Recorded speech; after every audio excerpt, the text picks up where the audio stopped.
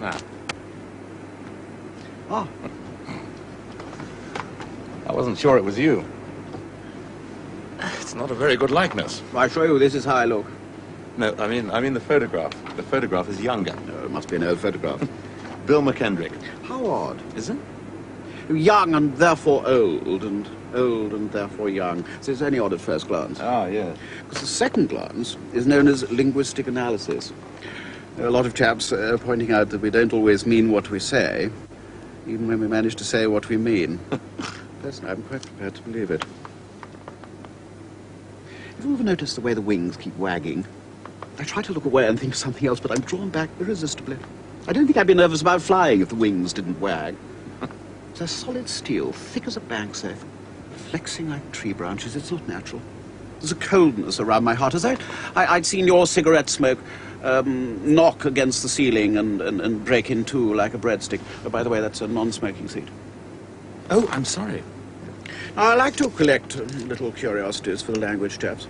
It's like handing round a bag of licorice sauce. They're terribly grateful. Oh, you're not a language chap yourself? No, I'm McKendrick. You'll be giving a paper? Yes. Nothing new, actually. More a summing up of my corner, my usual thing, you know. Jolly good. Perhaps you've come across some of my stuff. So clearly that is a reasonable expectation. I am sorry, I'm sure I know your name. But I don't read the philosophical journals as much as I should, and I hardly ever go to these international gunfights. I've no time nowadays. They shouldn't call us professors. It's more like being a faculty almoner. Well, at least my paper will be new to you.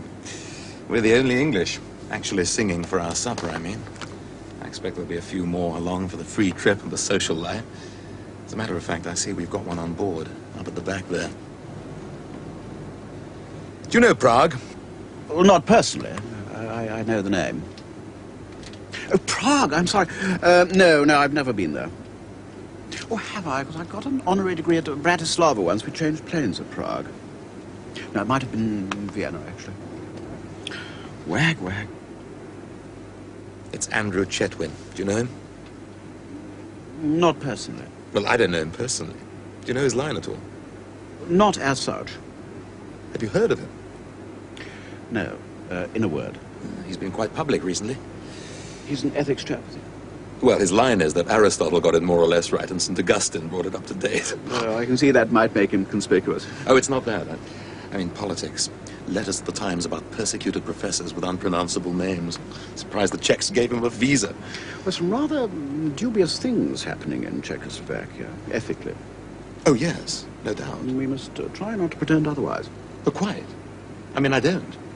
My work is pretty political. I mean, by implication, of course, as yours is. I'm looking forward to hearing you. Oh, thank you. I'm sure your paper will be very interesting, too. As a matter of fact, I think there's a lot of juice left in the fictions problem. Is that what you're speaking on? No, you are. Oh, am I? Oh, yes, I am. Ethical fictions as ethical foundations. Yes. But to tell you the truth, I've an ulterior motive for coming to Czechoslovakia at this time. I'm being a tiny bit naughty. Naughty? Unethical. Well, I'm being paid for by the Czech government, after all. What are you... No, I don't think I'm going to tell you. You see, if I tell you, I make you a co-conspirator, whether or not you would have wished to be one. And ethically, I shall give you the opportunity of choosing to be one or not. Then why don't you give me the opportunity? Well, I can't without telling you. It's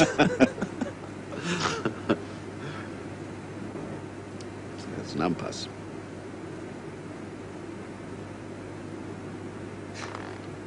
Look, Professor Anderson, if it's political in any way, I really would be very interested. Why are you a politics chap?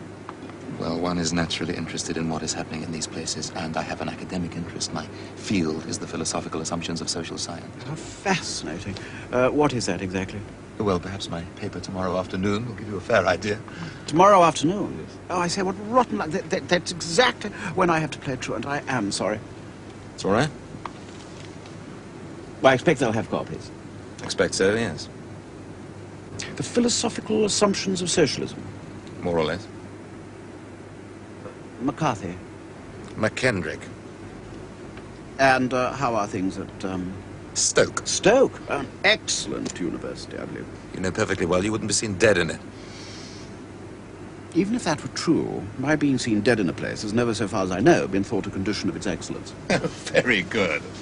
Wit and paradox, verbal felicity, an occupation for gentlemen, a higher civilization alive and flourishing in the older universities. See, you like tits and bums, by the way. Ah. They won't let you in with that, you know. You'll have to hide it. Well, as a matter of fact, it doesn't belong to me. Western decadence, you see. Marxists are a terrible lot of prudes. I can say that because I'm a bit that way myself.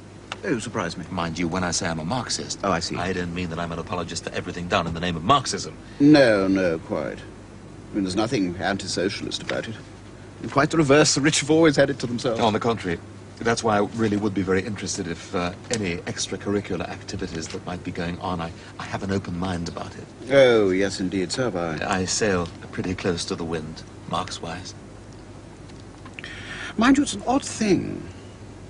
But travel broadens the mind in a way the proverbialist didn't quite intend.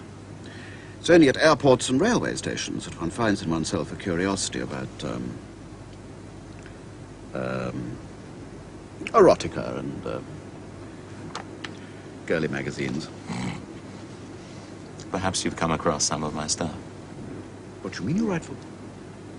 Oh, your, articles. Well, no, I'm afraid, as I explained, I'm not very good at keeping up with the philosophical... I got one in here. Page 61. Science fiction short story. Not a bad life. Science fiction and sex. And, of course, the philosophical assumptions of social science. Oh, thank you very much. Keep it, by all means. I wonder if there'll be any decent women. You'll fit in this one, yes, Doctor. Birmingham, an excellent university, some very good people. Third floor, Dr. McHenry. Only of philosophy. Your baggage is there. Yes, I'll see to that. Can I have the key, please? Third floor. Dr. Anderson, ninth floor. Thank you very much. Dr. Chetwin, ninth floor. Is there any message for me? No? Letter for Dr. Anderson. Oh, thank you very much.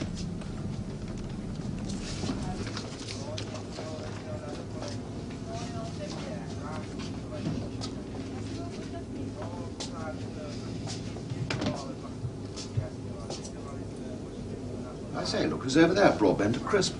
Who? Oh, yes. Who? Crisp and Broadbent.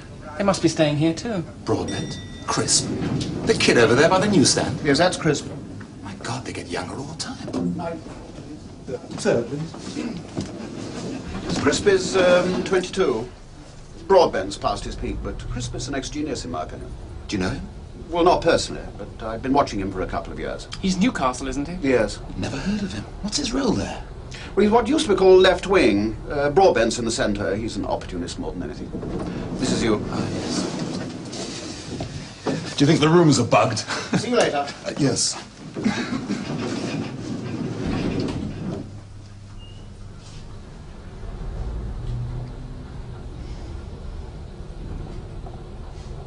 What was it Aristotle said about the higher you go, the further you fall?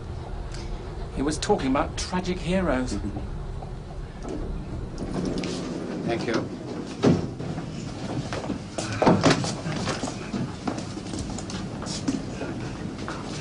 I'm this way. There is a restaurant downstairs. The menu's very limited, but it's all right. Oh, you've been here before, have you? Yes. Perhaps I'll see you later then, sir. Sir?